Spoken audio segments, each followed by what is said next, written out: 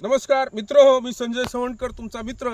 आणि अशी बातमी आलेली आहे की आमच्या तालुक्यामध्ये पोत्रा या गावात आणि परिसरामध्ये कळमनुरी तालुक्यात बिबट्या आलाय।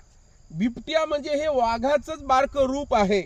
वाघच असतंय ते, पण वाघाहून थोडासा छोटा असते। आणि ते बिबट्या संपूर्ण आमच्या परिसरात फिरत आहे। शेतकरी बंधूंना माझी कळकळीची विनंती आहे की त्यांनी रात्री फिरत असताना, पाणी देत असताना पिकाला सोबत बॅटरी घ्यावी आणि रात्री जागल करीत असताना जाळ करून बसाव, कुत्रे सोबत ठेवाव, एकटं फिरू नाही, 4-5 जण सोबत राहाव आणि या ठिकाणी त्या वाघापेक्षा उंच राहण्याचा प्रयत्न कराव, उभ्यानं कामं कराव, वाकून लवून कामं करू नये। वाकून लवल्या तर ते बिबट्या अटॅक करण्याचा चान्स जास्त असते। म्हणून बिबट्याची काळजी करा, सुरक्षित राहा, काळजी घ्या।